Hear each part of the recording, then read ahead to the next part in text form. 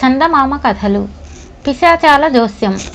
అంబాపురం అనే గ్రామంలో సాంబుడనే యువకుడు ఉండేవాడు. వాడు ఇంటి పెరట్లో కూరగాయలు పండించి వాటిని పట్నంలో అమ్మి కాలం గడుపుతూ ఉండేవాడు. ఒకసారి వాడు కావిడి బుట్టల్లో తీసుకుపోయిన కూరగాయలు అమ్ముడు పోయేసరికి సూర్యాస్తమయం కావచ్చింది. వాడు గ్రామానికి బయలుదేరాడు. ఒక జామురాత్రి గడిచాక సాంబుడు దారిలో ఉన్న ఒక పెద్ద చింతతోపును చేరాడు. ఆ సమయంలో ఉరుములు మెరుపులతో వాన ప్రారంభమైంది. వాడు దారి పక్కనే ఉన్న ఒక చింత చెట్టు కిందకు పోయి నిలబడ్డాడు. ఒక గంట కాలం గడిచినా వాన తగ్గుముఖం పట్టలేదు. ఇప్పుడు ఏం చేయడమా అని సాంబుడు దిక్కులు చూస్తూ ఉండగా ఒకచోట కణకణమంటూ మండుతున్న నెగడు కనిపించింది. ఇంత వానలో ఆరని నెగడేమిటా అనుకుంటూ వాడు దాన్ని సమీపించి భయంతో కెవ్వుమని కేక పెట్టాడు. అందుకు కారణం నెగడు చుట్టూ కూర్చుని ఉన్న 3 పిశాచాలు. సాంబుడి కేక విని పిశాచాలు వాడికేసి చూసి, ఇలా వచ్చి కూర్చో, నిన్నేం మింగేయంలే, అంబాపురం గ్రామం వాడివే కదా, రేపు మీ గ్రామంలో ఏం జరగనున్నదో కాస్త చెప్పు అని అడిగాయి. పిశాచాలు అలా అడగగానే సాంబుడు ధైర్యం తెచ్చుకుని వాటి దగ్గరకు పోయి, నేను కూరగాయలు అమ్మి పొట్ట పోసుకునేవాణ్ణి, నాకు జ్యోతిష్యం తెలియదు అన్నాడు. అలాగా, అయితే నేను చెబుతాను విను అంటూ ఒక పిశాచం ముందుకు వంగి నెగడలోని మంటను కొంత మింగి, మీ ఊరి పాఠశాలను ఆనుకొని ఒక వేప చెట్టు ఉన్నది కదా, అది పోయిన గాలివాన దెబ్బకు ఒక పక్కకు బాగా వంగిపోయింది. రేపు ఉదయం వేళల్లో ఆ చెట్టు పాఠశాల మీద కూలి పడబోతున్నది అన్నది కళ్ళు మూసుకుని. రెండో పిశాచం నెగడలోంచి దోసిళ్లతో నిప్పులు తీసుకుని తల మీద పోసుకుని సాయంత్రం జరగబోయే దేవుడి ఊరేగింపులో ఆలయం ఏనుగుకు పిచ్చెక్కుతుంది అన్నది, తల మీద ఉన్న నిప్పులను నెగడలోకి రాల్చుతూ. మూడో పిశాచం తన నోట్లోంచి నెగడలోకి మంటను ఊదుతూ, రాత్రికి మీ ఊరి పెద్ద చెరువుకు గండి వచ్చి పడుతుంది అన్నది. ఆ పిశాచాల జోస్యం విని సాంబుడు ఆశ్చర్యపడుతున్నంతలో అవి ఒకసారి పెద్దగా నవ్వి మాయమైపోయాయి. వాన తగ్గుముఖం పట్టగానే సాంబుడు బయలుదేరి గ్రామం చేరాడు. వీధిలో పాఠశాలకు పోయే పిల్లల కంటబడగానే వాడికి పిశాచాల జోస్యం గుర్తుకు వచ్చింది. వాడు పాఠశాలకు పోయి ఉపాధ్యాయుడితో జరిగింది చెప్పి, ఎందుకైనా మంచిది పాఠశాలకు సెలవివ్వండి అని సలహా ఇచ్చాడు. ఆ ఉపాధ్యాయుడికి వేరే సొంత పని ఉండడంతో పాఠశాలకు సెలవని చెప్పి అప్పటికే వచ్చిన పిల్లలతో ఆవరణ దాటుతూ ఉండగా వేప చెట్టు పెడపెడమంటూ దాని మీద కూలిపడింది.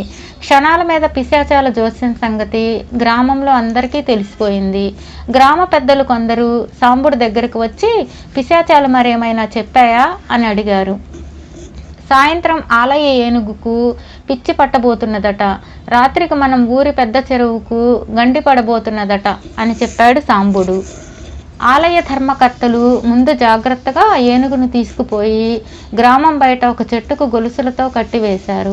అయితే దేవుడి ఊరేగింపు ప్రారంభం కాగానే అది పెద్ద ఘీంకారాలు చేస్తూ గొలుసులు తెంచుకొని అడవిలోకి పారిపోయింది. ప్రమాదం తప్పినందుకు గ్రామస్తులు సాంబుడిని మెచ్చుకొని ఆ రాత్రి కొందరు కాగడాలతో చెరువుగట్టు మీద కాపలా వేశారు. అర్ధరాత్రి సమయంలో వాన నీరు కాలువల గుండా వచ్చి చెరువులో పడడంతో దానికి గండి పడింది.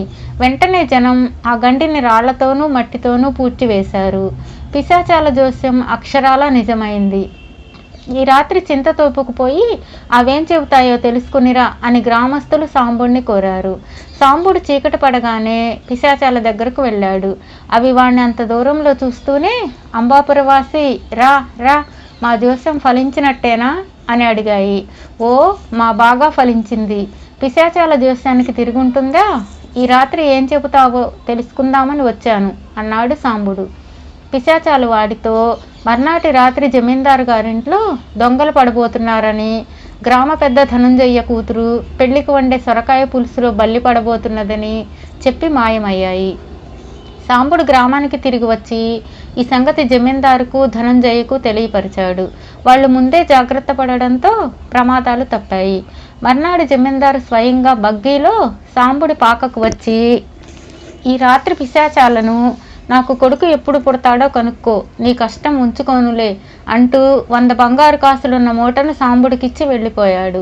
ఆ తర్వాత కొద్దిసేపటికి గ్రామ శ్రేష్ఠి వాడి దగ్గరకు వచ్చి, మా పూర్వులు నా భార్య తరపు వాళ్ళు 7-8 తరాల కిందట ఓడ వ్యాపారం చేసి లక్షలు కోట్లు ఆర్జించారు. ఈ చిల్లర కొట్టేమిటి? ఓడల మీద సముద్ర వ్యాపారం ప్రారంభించమని నా భార్య ఒకటే పోరు పెడుతున్నది.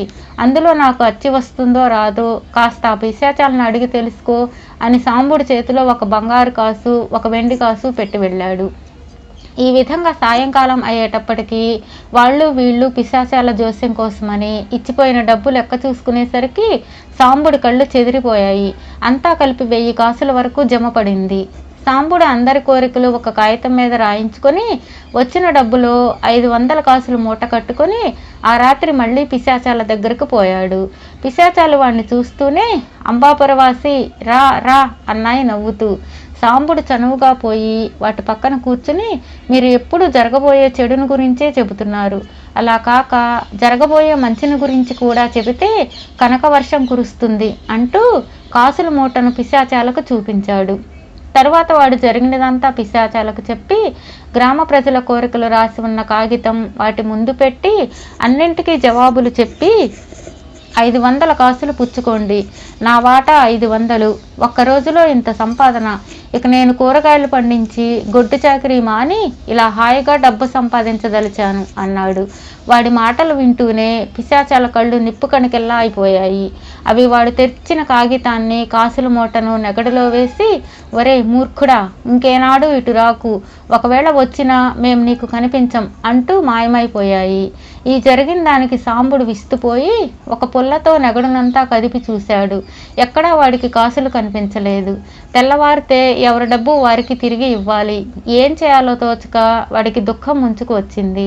తెల్లవారాక దారిన పోతున్న ఒక ముసలి బాటసారి సాంబుడిని చూసి, ఏం నాయనా అలా విచారంగా కూర్చున్నావు అని అడిగాడు. సాంబుడు అతడికి జరిగినదంతా చెప్పాడు. అంతా విన్న బాటసారి, నాయనా, ఆ పిశాచాలు అన్నట్టు నిజంగానే నువ్వు మూర్ఖుడివి.